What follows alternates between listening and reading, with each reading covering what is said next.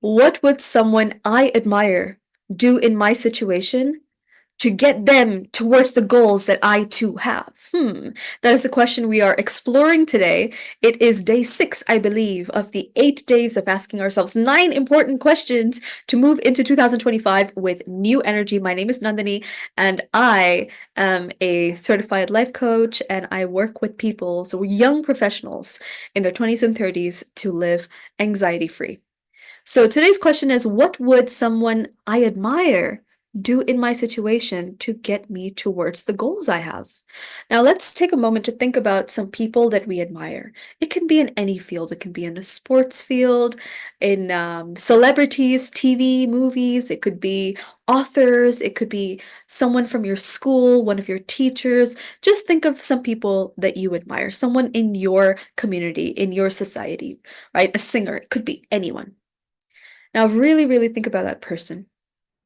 If we really admire them, they might have some traits, they might have some things that we ourselves want to have, right?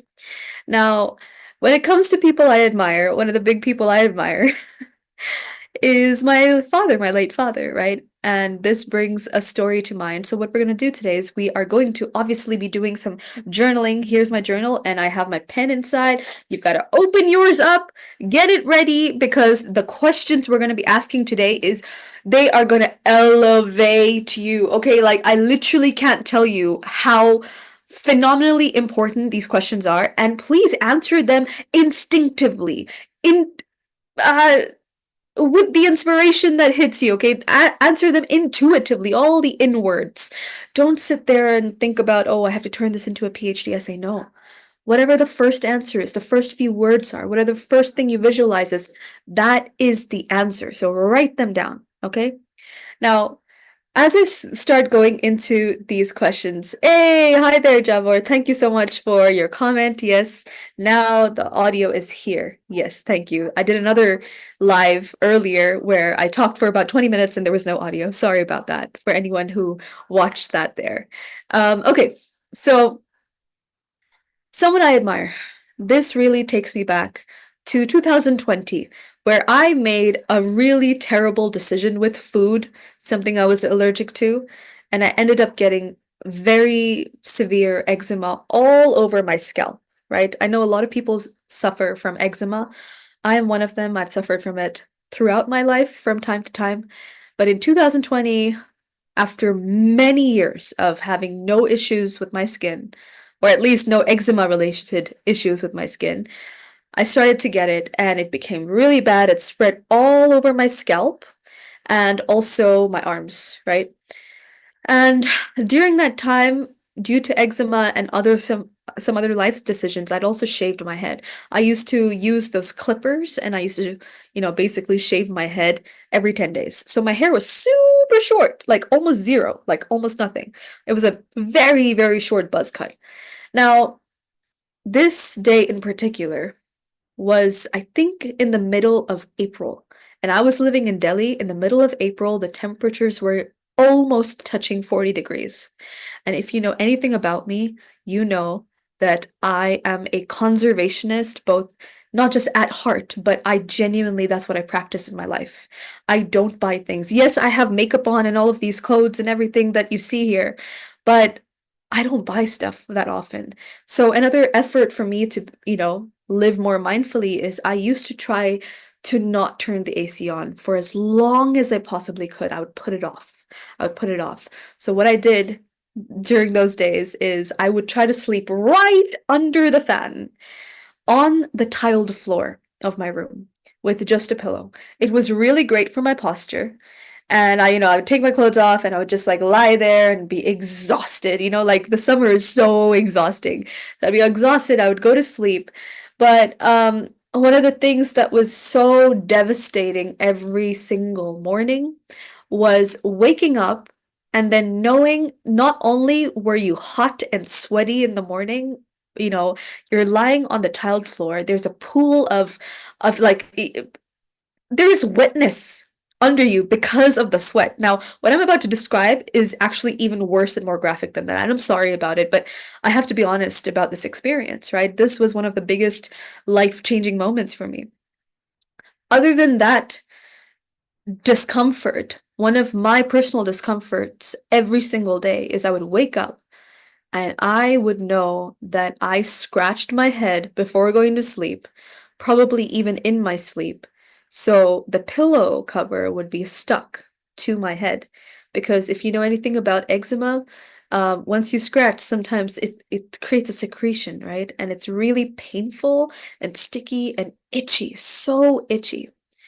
Now, this one particular day I remember, I woke up and I did not want to lift my head up. I was absolutely terrified because I knew that the night before I had really, really scratched my head. I remember looking at my fingers and there was blood under my fingers, so I really had scratched my head. And I was so terrified to lift my head up. And I remember thinking like, "You gotta do it. Like, at some point, you're gonna have to do this." And I was there shaking, almost crying, even before I did it. And then if the pillow was there, I was lying down, I lifted my head up, and then I peeled the pillow cover off. I looked down, and there were these, like, massive spots of blood, okay? Massive spots of blood there. And it was just too much for me. I ended up just crying, just crying and crying and just thinking to myself, this is not life. This is not, it's not how anyone should be living. Why am I doing this? What is the purpose of me being alive if I'm just gonna dread going to sleep? And then when I sleep, I dread not just waking up, but lifting my head up and like peeling that off and seeing the blood there every morning. And this day in particular, there was so much. And obviously, when you peel it off, once again, it becomes itchy and it starts to secrete. That liquid was so painful. And I was in my room and there was like a picture of my father over there. I just looked at him.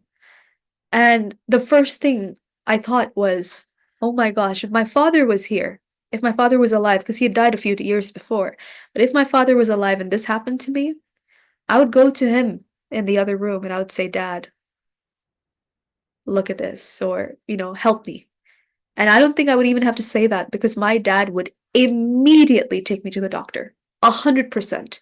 Because he just loved me so much. And as I sat there thinking, what should I do? The moment I looked at my father, the answer came, and I thought to myself, Nandini, your dad would take you to the hospital. He would not let you sit here night after night, day after day, torturing yourself. He would not allow it. He would make sure you were okay. So it's time for you to do the same.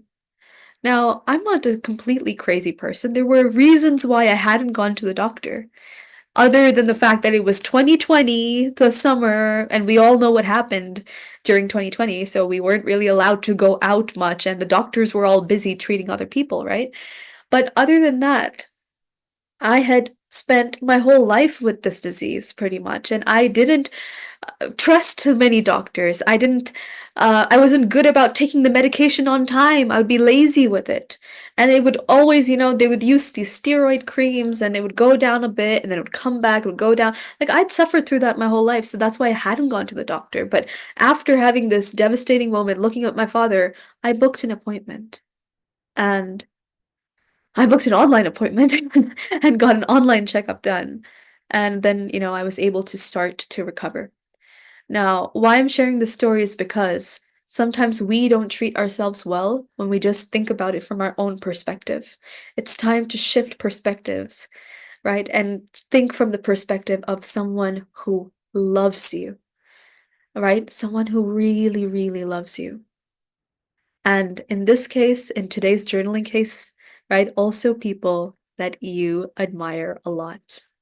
So now let's get into the questions for the day. The first question, the overall arching question is, what would someone I admire do in my situation? Now, I'm going to expand on these, so please do write them down and start putting down whatever words, images, thoughts come to you immediately, if you can. You can always watch the video again to write the questions down, but for now, as you're watching this, just write the answers. They will have huge insight, okay?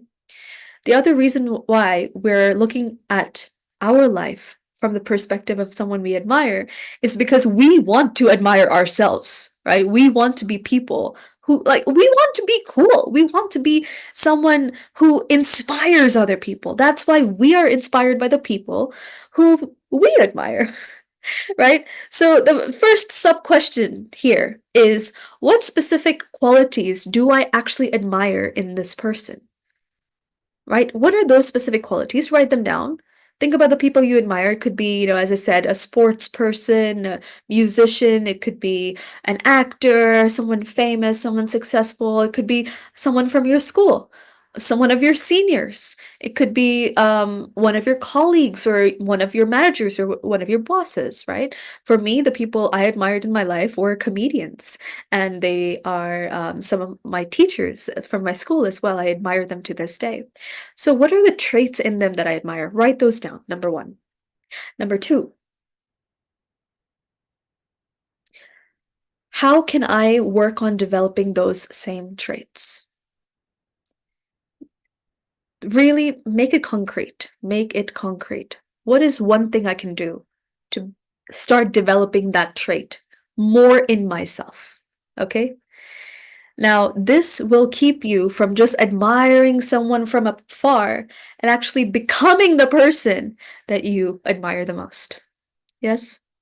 Okay, the next question is, how would the person I admire approach my setbacks and my failures differently than I do?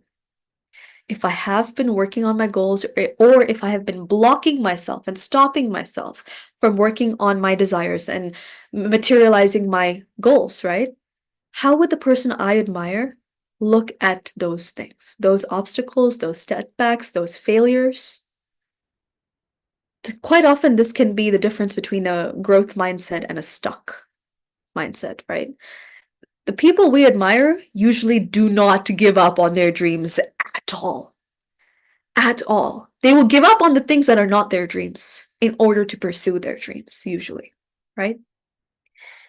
Um, Quite often, if they have setbacks, they learn from them to move forward. They do it again, but they do it differently. They do it more authentically, more honestly, right? Okay. The next question is, what are some daily practices or daily habits that the person I admire probably prioritizes that I neglect? Okay. That's a very wordy question, but basically the question is, there are things that the person I admire does on a daily basis that I really want to do as well, but clearly the person I admire prioritizes it and does it all the time, daily, weekly. And I just keep putting it off and putting it off and putting it off, right? What are those things that I need to start doing as a daily practice and prioritizing? Okay? This is actually the difference between feeling successful and feeling like, "Hmm, I'm not that great." Because the successful people, the people we admire, for them, it's a habit. Excellence is a habit. It's something that they do and they embody in everything they do. For me, and a great example of this is the people I admire really take care of their physical health, and I don't. And especially in terms of exercise, they get a lot of exercise, whereas I don't. Yeah. The next question is a really good question. What boundaries would the person I admire set in my situation? Once again, think about my goals, think about what I'm doing right now, and now change it from my perspective to the perspective of the person I admire. What are the boundaries they would set? And by boundaries, remember, boundaries are not just with other people, boundaries are also with your own self. We call that discipline, right? So, what are the things that they are disciplined with? And the next question,